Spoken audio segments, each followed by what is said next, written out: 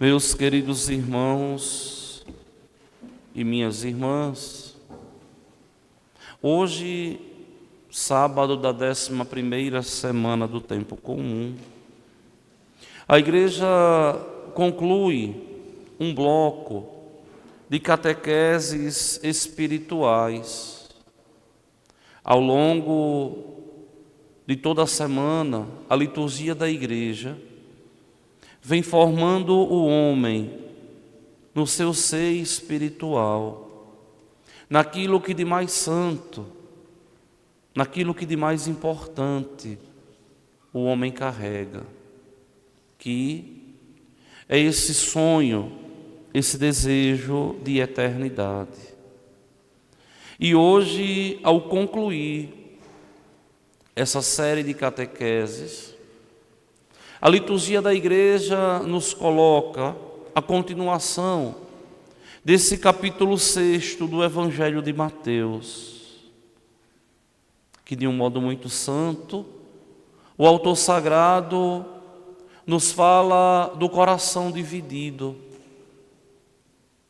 Ninguém pode servir a dois senhores.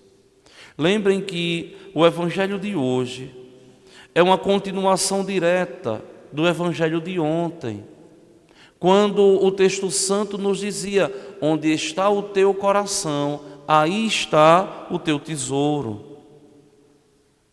E agora, o Senhor nos diz que o homem não pode ter o coração dividido, porque o coração do homem deve pertencer totalmente a Deus. Só que nós vemos que muitas pessoas interpretam mal esse apelo de Deus, quando pensam que o homem, ao se converter, Deus está roubando a vida do homem. Tanto que muitas pessoas pensam: se eu me converter, eu vou perder a minha vida. Sim e não. Vai perder a vida, porque agora vai ganhar uma vida nova. Mas não vai perder a vida no aspecto de desperdiçar a vida, mas perdê-la no sentido de Deus ganhá-la, e não o homem perdê-la no sentido de desperdiçá-la. Quando o autor sagrado aqui nos fala que o homem não pode servir a dois senhores, ele está a nos dizer que o coração do homem não pode estar dividido. O amor de Deus é único, é o suprassumo, está por cima de todos os outros amores. E depois, amando a Deus, é que o homem é chamado a construir a sua vida, a trabalhar por outras causas, a viver a felicidade, mas sempre tendo Deus por primeiro. Muitas vezes eu me deparo com algumas concepções tão erradas, muitas vezes até de pessoas de dentro da igreja, né? Quando dizem assim: o meu trabalho é a minha vida, a minha esposa é minha vida, os meus filhos é minha vida. Tudo isso é legítimo, mas nada disso pode estar acima do amor de Deus. Vejam que Deus prova a Abraão: sacrifica o teu filho no altar, no Monte Moriá. Abraão vai e Deus diz: provei. Já entendi que o seu amor por mim é maior do que o seu amor por Isaque, que fui eu quem te deu. Olha que coisa. Fui eu quem te deu esse menino.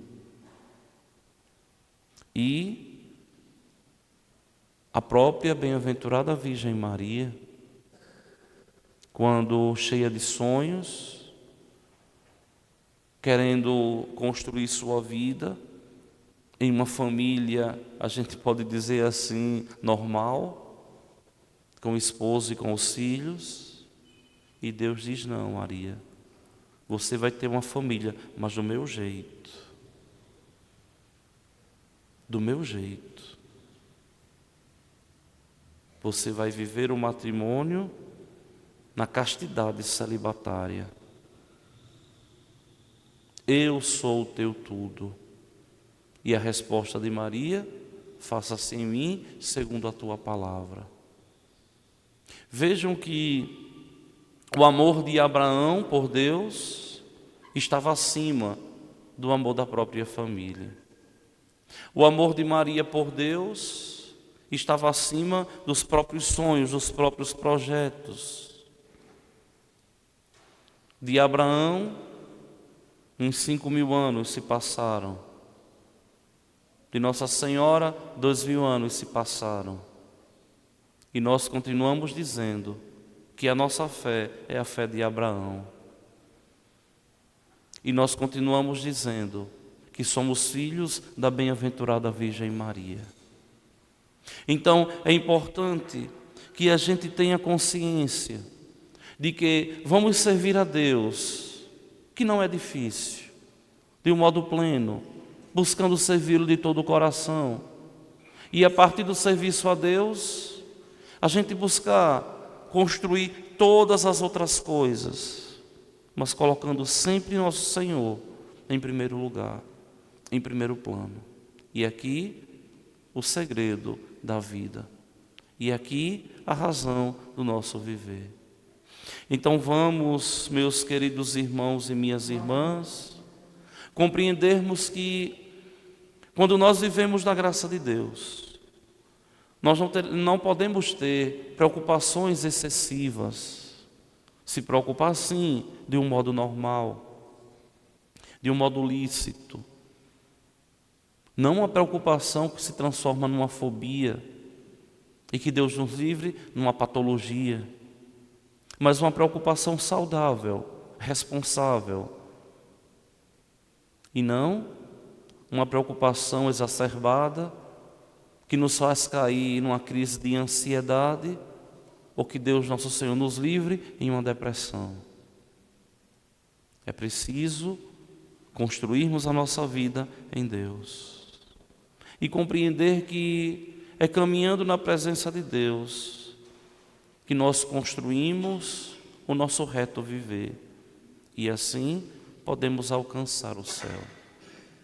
Que o Senhor, o bom Deus, assim nos ajude, que o Senhor, o bom Deus, assim nos abençoe, que o Senhor, o bom Deus, assim nos guarde, para que, crescendo na amizade com Ele, o nosso coração seja inteiriço dEle, sem reserva nenhuma para nós, mas totalmente dEle, voltando a rezarmos, a vivenciarmos a nossa vida, aquela oração tão santa, e tão bonita e mais importante dos judeus. Ouve, ó Israel, o Senhor, o teu Deus, é o único Senhor. Amarás o Senhor teu Deus de todo o teu coração, com toda a tua força e de toda a tua alma, e também com todo o teu entendimento. Louvado seja nosso Senhor Jesus Cristo.